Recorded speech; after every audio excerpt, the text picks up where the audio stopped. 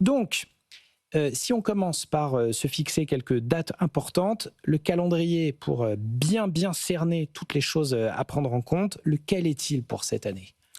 Alors, l'administration fiscale n'a pas encore communiqué le calendrier officiel du dépôt des déclarations, mais, Fichtre. Oui. mais on ne s'attend pas à de grandes surprises, donc il devrait être à peu près le même que l'année dernière, donc elle le communiquera d'ici la fin du mois, avec une ouverture du site pour déposer en ligne sa déclaration qui devrait être autour du 10 avril, et puis des dates de fin qui s'étaleront entre, on va dire, le 20 mai et le début juin, qui sont des dates limites en fonction de la date du département de son habitation. Bon.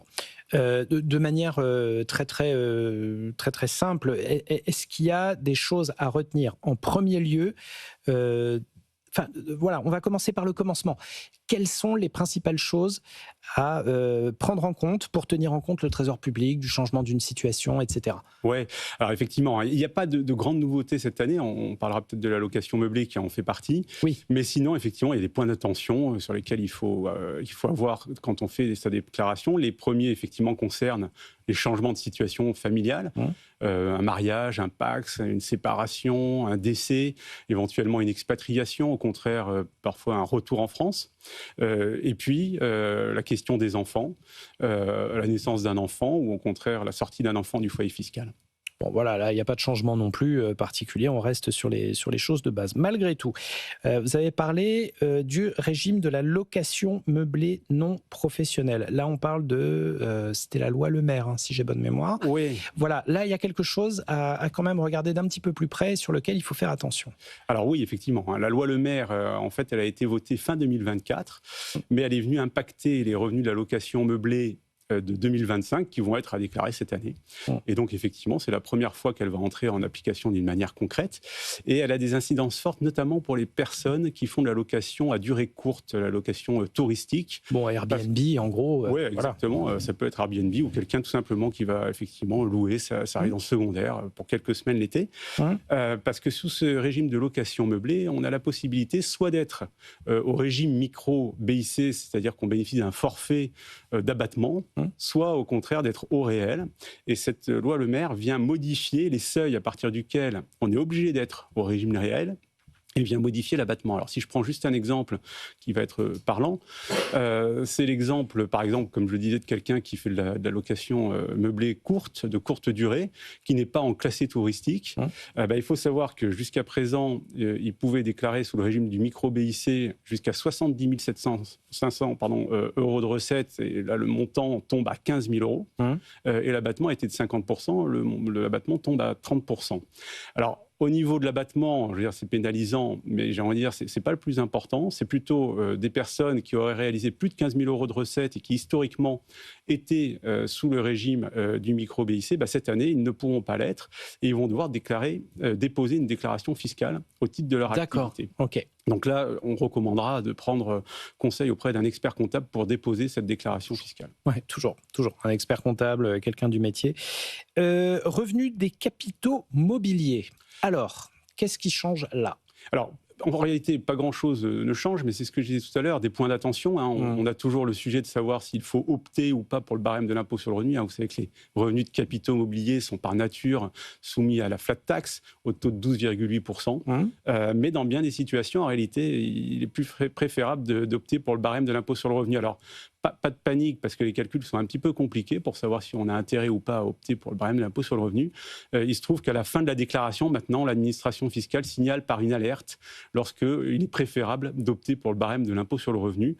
Et donc, il faut simplement être attentif à cette éventuelle alerte. Trop gentil. Peut-être un autre sujet sur les revenus de capitaux immobiliers, c'est le suivi des moins-values. Oui, tout à fait. Oui. Parce que l'année 2025 a été plutôt, d'un point de vue boursier, satisfaisante, et il est probable qu'un certain nombre de contribuables aient à déclarer des plus-values sur valeur mobilière. Pas oublier qu'on a la possibilité d'imputer sur ces plus-values des moins-values antérieures. Les moins-values, elles sont reportables pendant une durée de 10 ans. Et donc, il faut regarder si, au cours des années précédentes, il n'y a pas des moins-values imputées sur ces plus-values. Bon, la hausse de la CSG aussi, ça va être un enjeu. Effectivement, la CSG, là, elle impacte directement les plus-values, puisqu'elle a eu un effet rétroactif cette hausse de CSG sur les plus-values. Pour rappel, les prélèvements sociaux ont augmenté de 1,4 points avec effectivement pour les plus-values un effet dès les plus-values réalisées à compter du 1er janvier 2025. Voilà, donc, il y aura cette année sur l'avis rétroactif. Donc sur l'avis d'imposition de septembre, il y aura cette hausse qui sera matérialisée uniquement sur les plus-values, pas sur les dividendes ni sur les intérêts, parce qu'eux ne sont impactés qu'à compter du 1er janvier 2026. D'accord, eux, c'est pas rétroactif. L'IFI, on en est où et qu'est-ce qu'il va falloir prendre en compte pour la déclaration?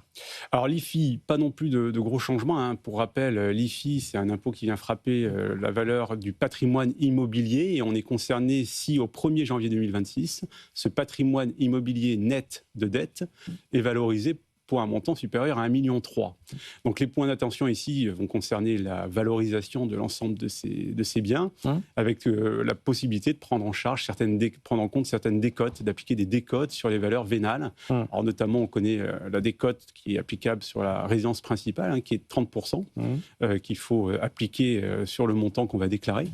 Mais il y a aussi certaines décotes qui peuvent être prises en compte lorsque, par exemple, le bien est loué, lorsque le bien est en indivision, et donc, il faut se poser un petit peu sur ces sujets de valorisation. Alors, deux dernières petites questions, là, vraiment très précises. Déclaration des comptes à l'étranger.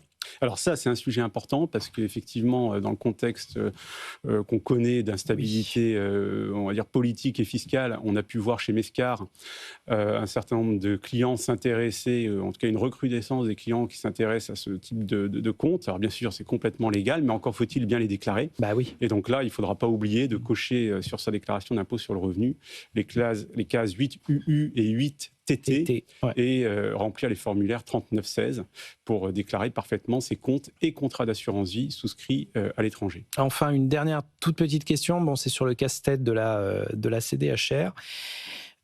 Si on s'aperçoit qu'on aurait dû la déposer en décembre, est-ce qu'il y a encore un recours en se disant « Oh, j'ai oublié ».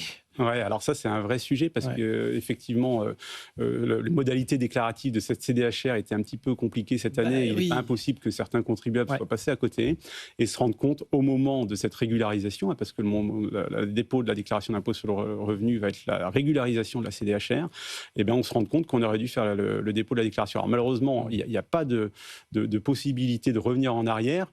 On espère simplement que l'administration fiscale sera tolérante vis-à-vis des pénalités qu'elle pourrait avoir à appliquer.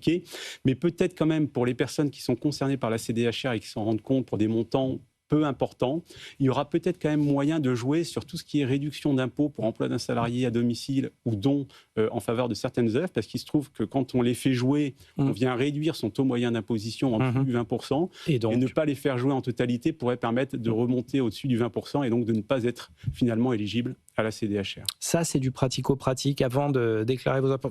Une fois qu'on aura la date d'ouverture précise, réécoutez cette chronique en podcast, en replay. Laurent Desmoulières de Mescar Gestion Privée, merci infiniment, c'était très clair et très didactique.